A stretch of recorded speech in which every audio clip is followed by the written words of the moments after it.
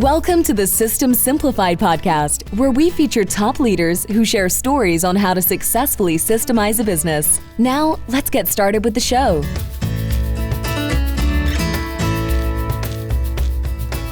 Hello, Adi Klevit here, the host of the Systems Simplified podcast, where I feature top founders, entrepreneurs, and thought leaders about systematizing a business.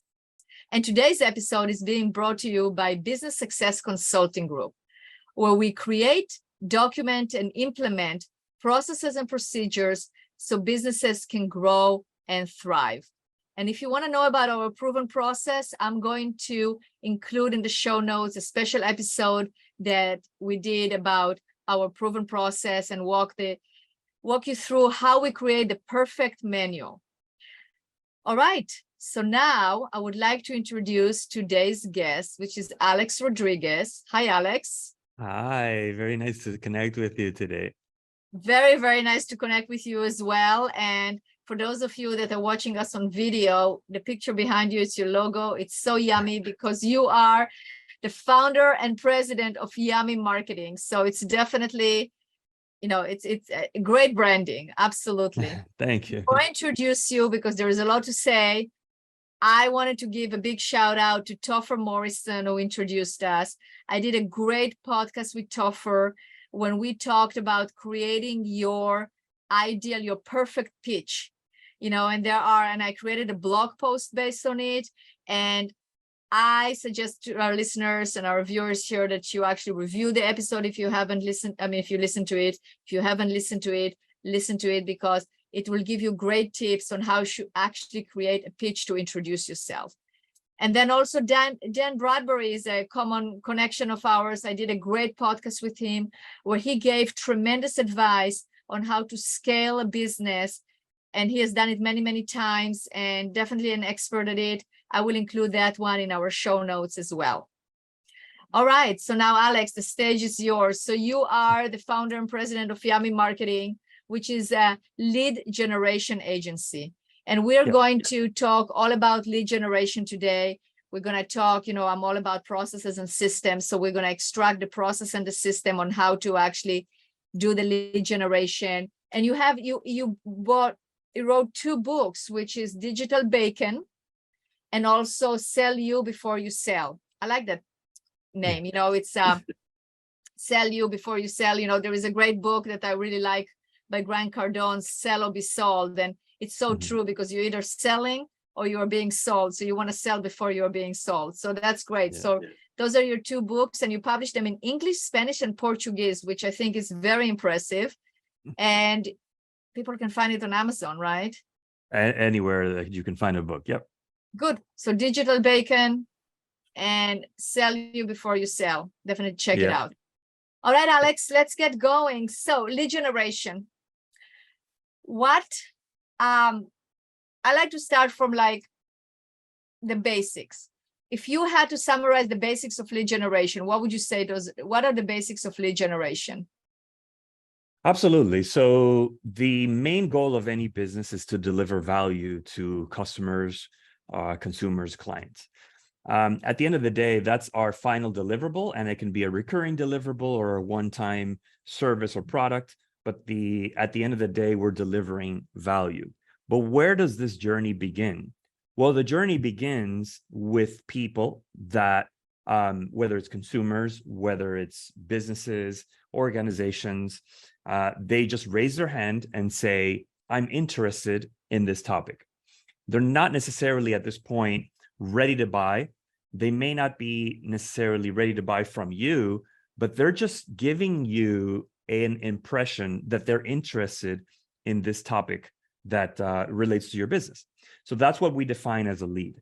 It is identifying someone that is willing to have that conversation that may or may not conduce to a sale, but at least they're interested. They are the type of person that is willing to have this conversation. So, for example, if what you do, let's say you do professional landscaping, right? The person that would be interested in having this conversation first should be a homeowner, property owner. So they should be among a certain demographic and range of interest. but they should also be a person that is interested. So let's say they don't have anyone to service them at this point, or they have a big problem in their yard or their landscaping that they need resolved. Whatever the case may be, they're giving up a signal, and this is what really turns a cold contact into a lead, is that they have the intent and the willingness to say, I am interested in talking and exploring further some solutions. So this is what we define as a lead. Signals. Yeah, that's a great definition. So what would be some of those signals that that person will give? Yep. So the signal can be a range of different things that we do online, but in essence, it is a person that is willing to be identified as having that interest. So let's say they give up their name, they give up their contact information. They're saying, I am willing to explore these things because I have a problem or a situation or a desire that I need some kind of resolution presented to me. So there is some kind of a reach. Can you say that again? I'm sorry. They have some kind of a reach. They're reaching out. They're actually responding in some way. That is correct. And this is very important that you raise this up, because intent is what really defines a lead. If you go to public records, you go to your library, you go to many places and just pull data, anybody can do that. Names, information, company names, phone numbers, but there is 0% intent in those contact information. Right. So those are more prospects, like, you source for prospects, you mine list, you do whatever, however you do that. I mean, obviously online, that's what your expertise is. Those are prospects. Then if there is even if you go to a networking event, there might be prospects there, but it's not a lead. A lead is somebody who will have the intent or show some kind of an interest by doing something, reaching out to you in some, or responding to something you're putting out there. Exactly. Very well stated. Yeah.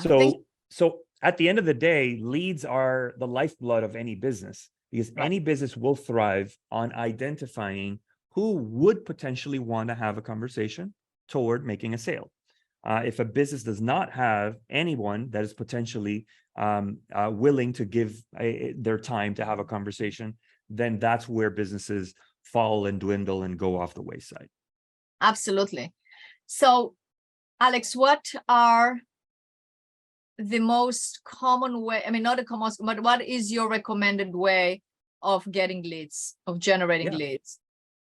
Yeah, absolutely. So we can talk about different things in different areas, different industries. I mean, it's a very wide topic, but let's go down to principles. It's a wide question, but let's say we find a common denominator, like, if you had to give a common denominator answer or like that, your best advice of how you have a business owner, how do I generate leads? Like, what would be the most, like the best practices to generate leads? Yeah. So at the end of the day, the principle is going to be common across all industries. The best way to generate a lead is to offer something and a transaction that is very low cost, very low friction, that gives people a compelling reason to send that signal of interest, right? So that offer doesn't have to be your service, your core product, your core service at the end of the day, but what can you offer that is compelling, that checks off some kind of solution, interest, or desire that requires very little resource or friction investment, and that gives people, again, an entry point to raise their hand. So across, like, let's say some of our clients, it can be something as simple as offering a coupon or a discount in exchange for their contact information. In other cases, it could be an assessment or a free discovery meeting or some kind of quiz that evaluates where they are in their business or their lifestyle. But again, we're talking about experiences that are very low in terms of effort, very low in terms of friction, and very low or null in terms of cost. That is a tried and proven way to garner and stimulate those signals of interest. Good. And what are the methods of getting leads? I mean, we obviously have online. We have also, it's like networking, business development. Let's summarize all the ways that a business should look into for generating leads. Yeah. So once we have our experience that we're putting out, we're saying, hey, put your information in exchange for X, which we can define and discuss further. How do we invite people into that experience? Well, naturally, in marketing principles, we can boil it down to three main channels: your organic channels, your paid channels, and your own channels, right? At the end of the day, it's going to be those three. So organic channels, where can you speak organically? Speak at places, your podcast is probably a great organic channel where people discover you and then say, you are offering something of interest, let me reach out. On organic channel these days can be social media, whether it's LinkedIn, Facebook, Meta, the whole Meta ecosystem. But that could very well be an organic channel where you're posting content organically and attracting people of interest.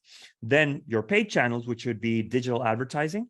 I mean, obviously, we come from a world where traditional advertising dominated the landscape, but now digital advertising has allowed us to have reach to advertising channels in a way where we don't have to come up with a very high, exorbitantly high minimum budget, but rather with a reasonable budget, we can start reaching out to people and sharing these experiences of interest. And then your own channels, which are going to be the spaces that you own. So whether it's your website, it could be your office space if you have an event at your office space, and so on and so forth. Those could be your owned channels. So what I recommend is usually exploring a combination of those three, because you want to have a blend of these three and then just observe which one is garnering the most activity and which one is getting you the highest return for the investment. Because there's going to be an investment regardless of which channel we're exploring. Whether it's your own channel, whether it's an organic channel, there is an investment. It doesn't have to be a monetary investment, but it could be an investment of time, resource, attention. There's going to be an investment. So which of those three is generating the highest return on investment? And also which of these is contributing to another? Because in your organic channel, you can have brand awareness that then motivates people to react more quickly into your paid channels. So I already recommend, just finding a mix and a blend of those three. And I think you should have three. I mean, I know for my business, I have all three because you don't want to put your eggs in one basket, right? So you have to make sure that sometimes what I experience is sometimes one channel operates better than the other, right? I mean, it's not necessarily you have the consistency. I mean, referrals and your own channels in terms of in your own channels, you can also, I mean, you have the organic channel, which would be like, do you feel like networking events is part of organic channel?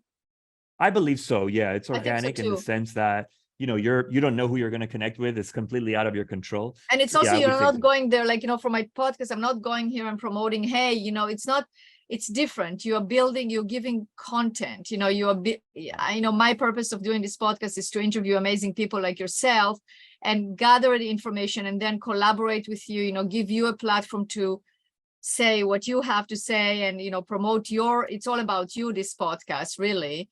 Yeah. And but it's also create great content that I can give my listeners and my my market, so they will understand, they will have great content so they can utilize it, right? And I've recorded a great episode with Alice Tang. She's the networking expert, and she's talking about how your net worth and your network is your net worth, and she has a great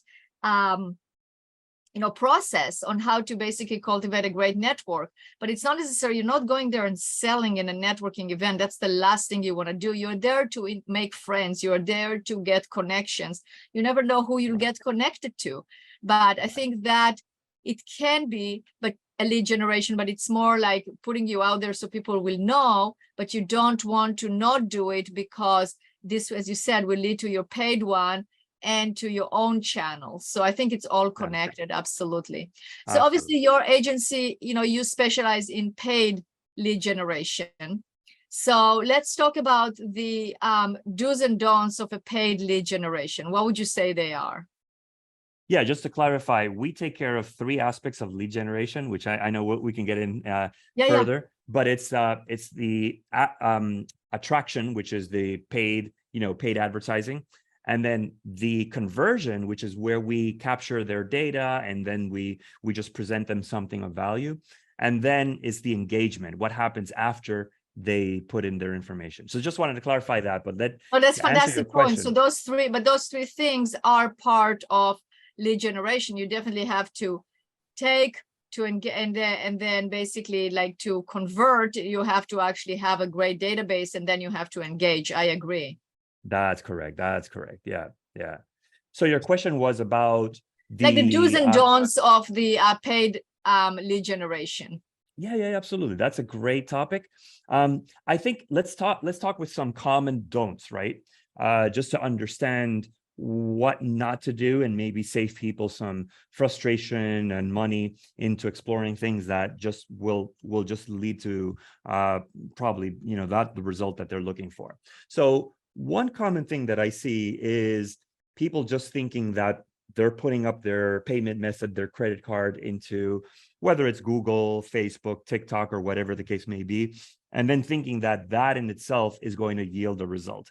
The fact of the matter is that at the end of the day, even though these channels are digital, we're all humans. So we're all people that have desires, wishes, interests, and we need to use these channels to speak to the heart of the issue, right?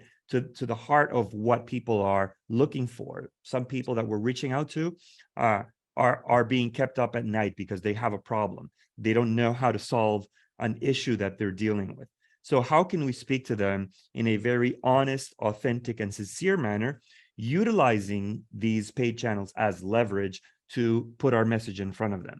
So this is one thing that I think would be really important because the paid channels are going to help us reach them. But at the end of the day, our click-through rate, the amount of clicks, our cost per click, the things that are actually going to be the metrics of success are going to depend on how much quality our message actually has before we place it in front of them, right? So that's what I would think about, is just like researching the interests and the needs and the desires of your audience before you even go to the channel.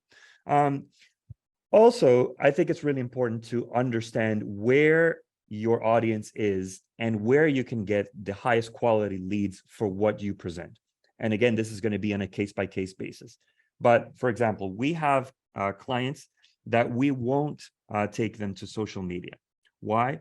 I'm talking about paid advertising on social media, because this advertising on social media is going to yield very low quality leads for what they do. Why? Because paid advertising on social media is going to be based on interest, based on demographics, based on their platform, what their interests are, and so on and so forth. And for some topics, that's just not enough to reach a compelling audience. What would be an example of such topic? Yeah, so that's a great question. So let's go for an example. Let's say this is a client that deals with a topic that is on demand, an emergency. So let's say an emergency situation with their home, right? Right. So we can identify people on social media that have certain interests, but it's very hard to identify people that have an emergency situation, right, that are dealing with something that needs attention right now and right then. Typically on social media, you want to deal with people that have a longer sales process or a longer funnel, right? But on demand, you're typically looking at something as immediate as search. So you're looking at channels such as Google, such as Bing, where people are searching, I have a problem and I need it solved right now. This is a much better fit for that type of situation. Right. That so makes it's also sense. Channel selection is also something that I see people making the wrong decisions sometimes when going ahead and advertising on digital channels. Makes sense. Now, the use of artificial intelligence, right? I mean, what is your take on it and what do you do about it? Yeah, absolutely. So I think AI everybody's talking about it. And obviously, many people are talking about it in different capacities. I think AI is great in the sense that digital advertising, we've been dealing with AI for a long time right now because, testing, optimization right now, almost every digital channel has AI built in to the selection process in the back end. So we've been dealing with that to a certain degree.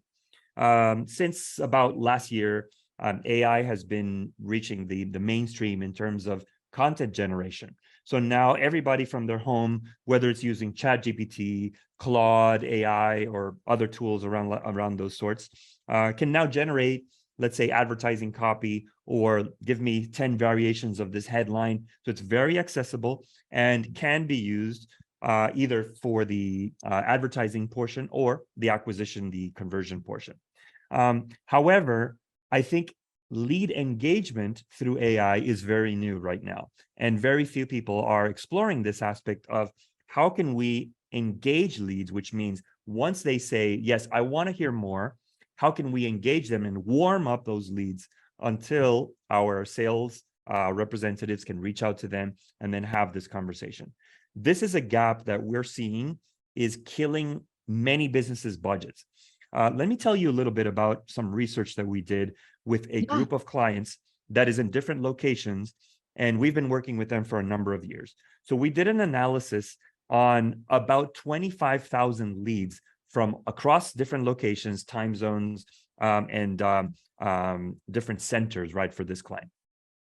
What we found was about 52% of the leads occurred within the business's business hours. So we're talking about 9 a.m. to 6 p.m., right? 52%. Whereas 48% of those leads occurred outside of the business hours. So completely after they closed their doors, there was no one there to pick up the phone, contact them. Almost half of their leads were occurring reasonably when people get off of their work, they're sitting in front of the TV, they're talking to their partner, their wife, their husband, and they're thinking, you know what we really need is XYZ. That's when another half of the leads come in. So think about this. That across with the statistic that leads that aren't contacted within, let's say, under 3 minutes tend to lose a lot of interest. Like they just tend to cool down. We have, that we've experienced people reaching out and saying, yeah, I'm interested in this at 7 p.m. And then at 8 a.m., they don't even remember they did that anymore. Their mind is off on a different place. Yeah. So they need to be engaged with very quickly. So what is the net result of those two statistics put together? The net result is that half of your leads are cooling down just because you don't have anybody to contact them, right? So the solution is, number one, hire a staff, a call center to contact leads off hours. That is very costly. It's very ineffective. It's like, nobody wants to invest in an overnight call center, right? The second solution is to engage with AI. So there are systems in place that can say, okay, well, a lead that lands at 2 a.m. in the morning, let's contact them right away. Let's engage with them. Let's ask them a couple of questions, and let's assure them that somebody will be contacting them to engage further.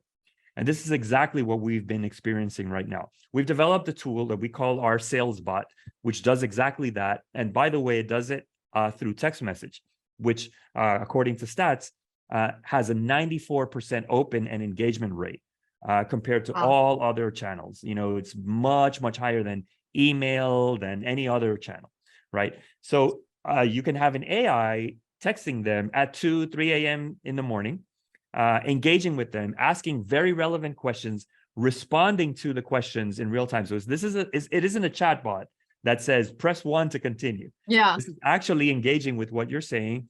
And then also then booking an appointment or telling them, whatever call to action you define for it. We can define pretty much any call to action.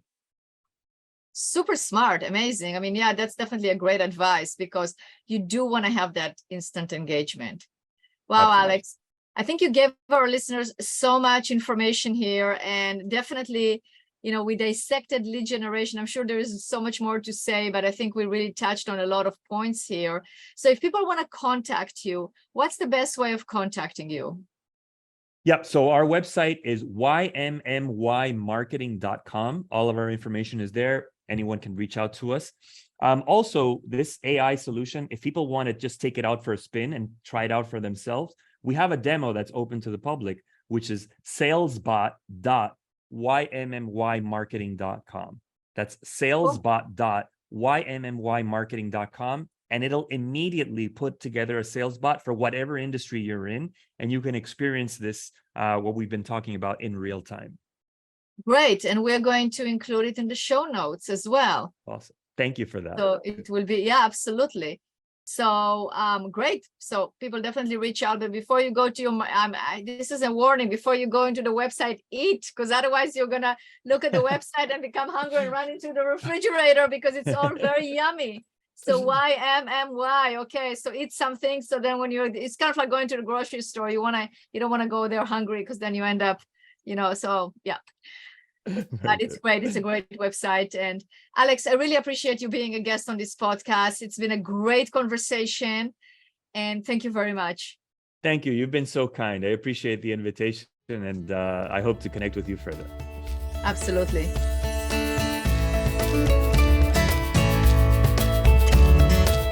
Thanks for listening to the Systems Simplified podcast. We'll see you again next time, and be sure to click subscribe to get future episodes.